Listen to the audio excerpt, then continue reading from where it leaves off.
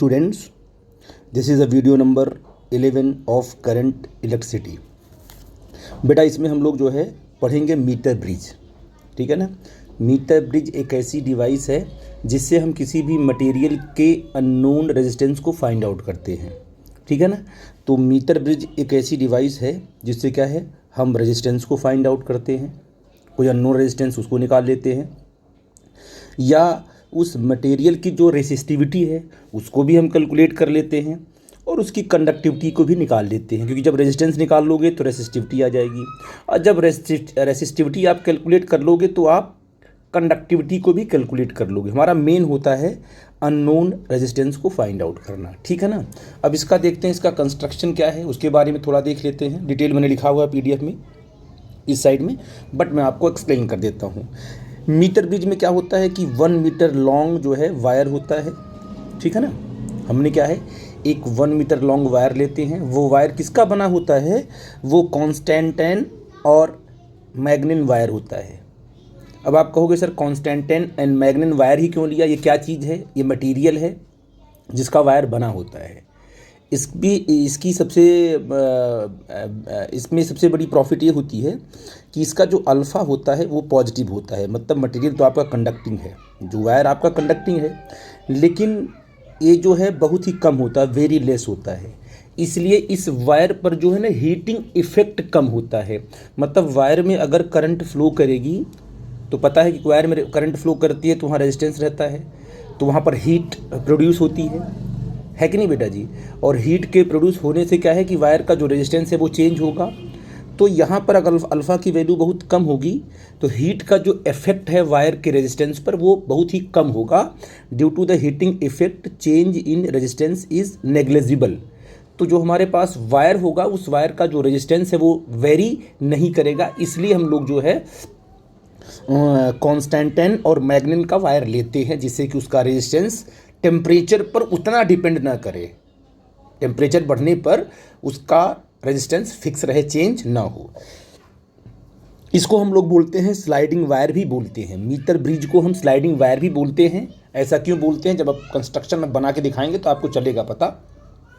एक जॉकी होती है, और दिखाएंगे उसको डायग्राम में। जॉकी को हम स्लाइड करते हैं वायर पर, इसलिए उसको स्लाइडिंग वायर भी बोलते हैं।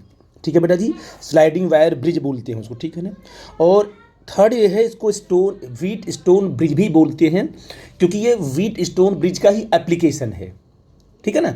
ये व्हीट स्टोन ब्रिज का ही एप्लीकेशन है। जब हम डायग्राम बनाएंगे, मीटर ब्रिज बनाएंगे, तो वहाँ पर व्हीट स्टोन ब्रिज बन जाएगी। तो वहाँ पर बैलेंस कंडीशन लेकर के हम अननोन रेजिस्टेंस को फाइंड आउट कर सकते हैं। ठीक है बेटा। तो ये थोड़ी इसकी डिटेल के बारे में मैंने बताया, यहाँ पर पूरा लिखा हुआ है, उसको आप लोग देख लेना। अब हम आते हैं कंस्ट्रक्शन पर, जो उसको कैसे बनाया गया। यहाँ देखिए डायग्राम आपको दिख रहा है। यहाँ पर क्या है, जैसे मैंने यहाँ पर बनाया है व्हीट स्टोन ब्रिज बनाया है, देखो ध्यान से। तो ये उसका P है, रेजिस्टेंस P है, ये Q है, ये R है, और ये S को हमने X लिया हुआ क्योंकि ये अननोन रेजिस्टेंस, इसे हमें फाइंड आउट करना है। मान लो इसको हमें फाइंड आउट करना है, X को हमें फाइंड आउट करना है। ठीक है ना। इसका हमने टर्मिनल यहाँ पर D ले लिया, यहाँ पर इसको B ले लिया। ये वायर क्या है, इस बीच में क्या है लगा हुआ है, गैल्वेनोमीटर लगा होगा, ये करंट को मेजर करेगा। बैलेंस कंडीशन में इस गैल्वेनोमीटर में करंट आपकी 0 होगी।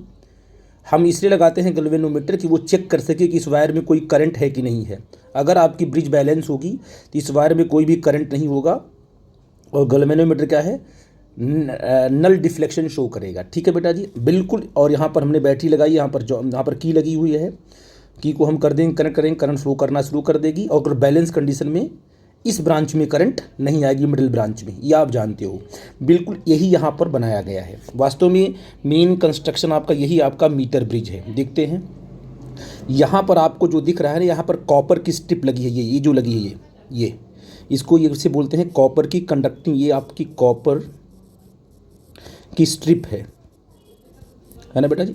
ये कॉपर की स्ट्रिप यहाँ लगी हुई है, एक यहाँ भी लगी हुई है, और एक यहाँ भी लगी हुई है, 3 अलग अलग है ना। बोर्ड होता है, बोर्ड पे ये तीनों ऐसे लगाए रखे हैं, स्टिक होता है ऐसे। ये कॉपर की स्ट्रिप यहाँ पर है। और यहाँ पर क्या है, यहाँ पर होल होता है जहाँ से वायर निकालते हैं, यहाँ भी होल होगा ऐसे। ये कॉपर की स्ट्रिप ऐसे बनी हुई है। अब हमने क्या किया ध्यान देना, अब हमने क्या किया, यहाँ से हमने एक, ये आपका जो आर है ये नोन रेजिस्टेंस है, यहाँ पर वास्तव में लगा होता है रेजिस्टेंस बॉक्स होता है, ये आपका रेजिस्टेंस बॉक्स होता है जिसमें कि नोन रेजिस्टेंस हमको क्लियर होता है कि इसमें इतना रेजिस्टेंस लगा सकते हैं हम, जितना हम चाहे उतना रेजिस्टेंस को वैल्यू रख सकते हैं। तो यहाँ पर ये रेजिस्टेंस बॉक्स लगा है जिसका रेजिस्टेंस आर है वो फिक्स है, वो पता हमको है, ठीक है ना। यहाँ पर एक्स है जो कि अननोन रेजिस्टेंस है, तो हमने सर्किट ये लिया हुआ है, देखो ये आपका आर यहाँ लगा हुआ है और ये जो आपका है एक्स ये यहाँ लगा हुआ है, देखो ना। और बैटरी का टर्मिनल मान लो ये पॉइंट आपका ए है और ये पॉइंट आपका बी है ना बेटा जी। तो इस तरीके से आर किसके बीच में लगा हुआ है, बी और ए के बीच में लगा हुआ है। तो यहाँ पर आपका ये जो पॉइंट आएगा यहाँ पर ये आपका ए आएगा, क्योंकि ये पूरा का पूरा कंडक्टिंग वायर है ना आपका ये, तो ये पूरा का पूरा यहाँ से पोटेंशियल सेम ही रहेगा। तो ये आपका टर्मिनल ए टर्मिनल, ये आपका टर्मिनल बी है, बी नहीं सॉरी, इसको हमने सी लिया है, यहाँ पर सी होगा ना, क्योंकि बी हम ले चुके हैं, यहाँ पर सी आपका है, तो यहाँ पर टर्मिनल आपका सी होगा, ठीक है बेटा जी। बी तो हमने यहाँ पर लिया हुआ है, ठीक है ना। अब इस बी से हमने क्या किया, ये पूरा का पूरा एक ही है ना, क्योंकि कॉपर की स्ट्रिप लगी, पूरा कंडक्टिंग वायर है। इस बी से हमने क्या किया, एक वायर निकाला है ना, एक वायर निकालेंगे हम, उसको हम आगे बताएंगे आपको कैसे निकालेंगे। देखो यहाँ पर आपका ये जो आपको ग्रीन वायर दिख रहा है ना, यहाँ पर ये जो वायर है यही आपका मैग्निन या कॉन्स्टेंटाइन का वायर यहाँ पर है, ए से बी तक हमने लगा दिया। ये 100 सेंटीमीटर का वायर है, मतलब 1 मीटर का है। यहाँ पर एक मीटर स्केल लगी हुई है जो कि इसकी लेंथ को मेजर करती है, ठीक है बेटा जी, ये तो क्लियर हो गया। अब हमने क्या किया, यहाँ बी से एक वायर निकाला, यहाँ से बी से एक वायर निकालेंगे और वो वायर जो है गैल्वेनोमीटर से होता हुआ सीधे जाकर डी से कनेक्ट होगा। तो इस वायर के साथ हमने क्या जोड़ दिया, एक गैल्वेनोमीटर जोड़ दिया और इस गैल्वेनोमीटर से हमने वायर निकाला। ये हमारी जॉकी है, जिसको हम जे बोलते हैं। इसको हम इस एरो क्यों दिखाया, क्योंकि ये जो जॉकी हमारी है, इस जॉकी पर हम इस पूरे वायर पर इस जॉकी को स्लाइड कर सकते हैं ऐसे। लेकिन याद रखिए कि ये जो वायर आपका आ रहा है, ये वायर जो ग्रीन वाला, ये जो वायर दिख रहा है ना आपको, ये वायर इस कांस्टेंट वायर से कनेक्टेड नहीं है, इसको ऊपर से लेके आते हैं। तो इसको यहाँ से लेके आएंगे, इसको जोड़ देंगे गैल्वेनोमीटर से, यहाँ से लाके इसको अटैच कर देंगे। ये जो आपका दिख रहा है ग्रीन वायर, इसे बोलते हैं कांस्टेंट और मैग्निन का वायर, ठीक है। तो आर क्या है और एक्स क्या है समझ गए आप। बी पॉइंट क्या था और जी पॉइंट, जी को हमने जोड़ दिया गैल्वेनोमीटर से। अब पी और क्यू कहाँ पर उसको देख लेते हैं।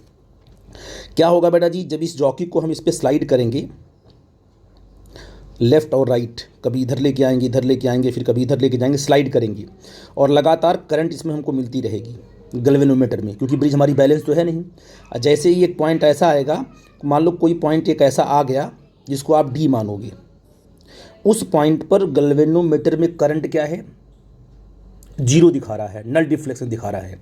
जैसे ही इसमें करंट जीरो होगी वैसे ही क्या हो जाएगा, ये बैलेंस्ड, इसमें कोई करंट फ्लो नहीं करेगी, कि बैटरी से करंट जाएगी, यस और नो, यहाँ जाएगी करंट, यहाँ से फिर इसमें निकलेगी, कुछ पार्ट इसमें जाएगा, कुछ पार्ट यहाँ जाएगा, ऐसे करंट आएगी, ऐसे फ्लो करेगी।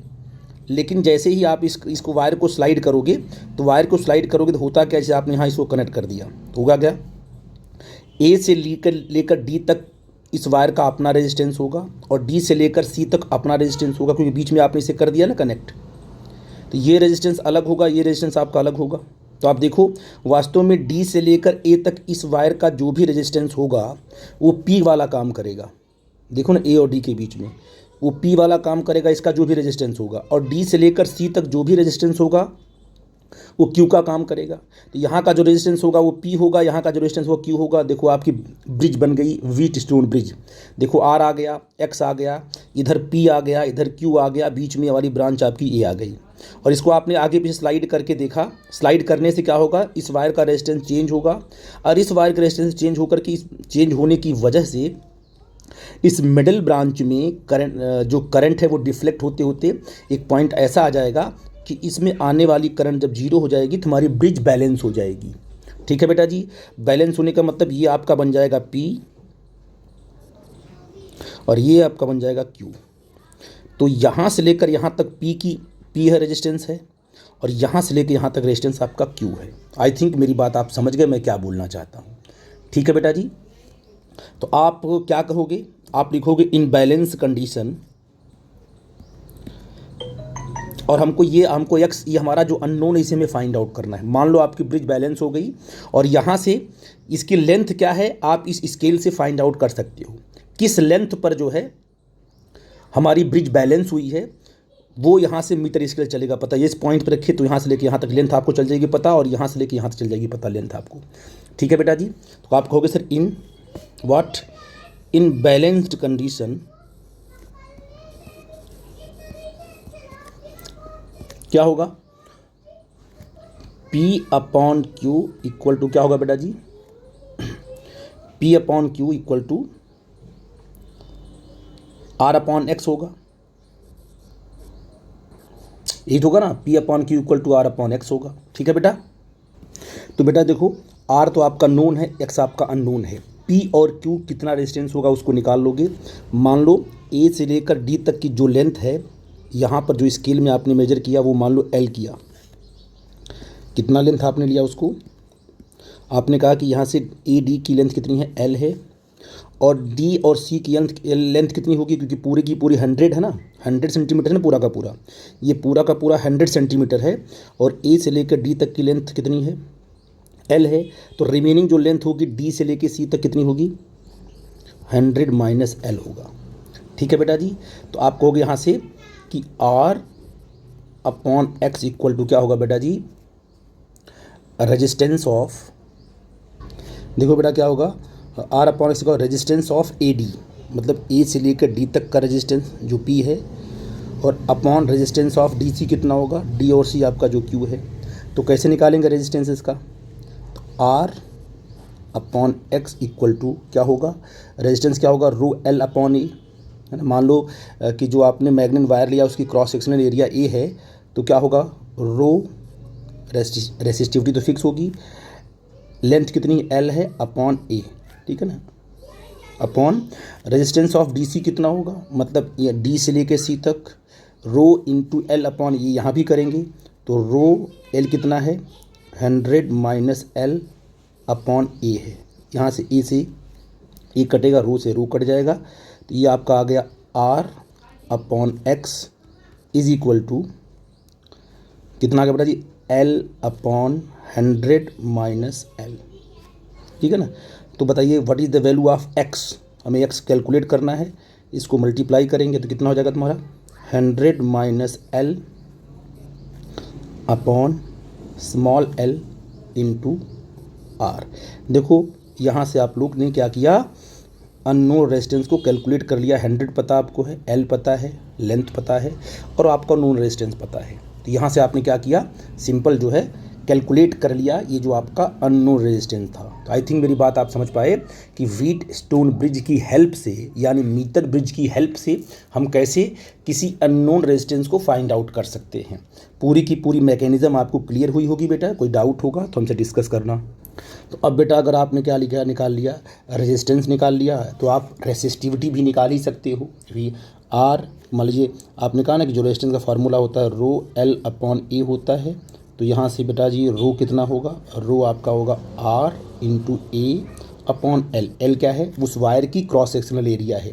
ये वायर है ना, तो इसकी ये वाली एरिया, ये जो क्रॉस सेक्शनल एरिया होती है ना वायर की, वो होती है पाई R स्क्वायर रख लोगे, आपको R दिया होगा, L पता होगा, R पता होगा, रेसिस्टिविटी आप फाइंड आउट कर लोगे। तो इस तरीके से, और रेसिस्टिविटी आ गई तो रेसिप्रोकल करके कंडक्टिविटी निकाल लोगे। तो आपको मेन यही निकालना था कि अननोन रेजिस्टेंस कैसे फाइंड आउट करते हैं। ठीक है ना। तो इस तरीके से हमने देखा कि मीटर ब्रिज में हम किस तरीके से अननोन मीटर ब्रिज की हेल्प से। अब इसको स्लाइड वायर क्यों करते हैं, इसको स्लाइड वायर ब्रिज इसलिए बोलते हैं क्योंकि यहाँ जॉकी आप क्या करते हो, स्लाइड करते हो वायर पर, इसलिए बोलते हैं इसको स्लाइड वायर ब्रिज बोलते हैं। ठीक है बेटा जी। कोई डाउट होगा डिस्कस करना। आई थिंक मेरी बात आपको समझ में आई होगी। Thank you.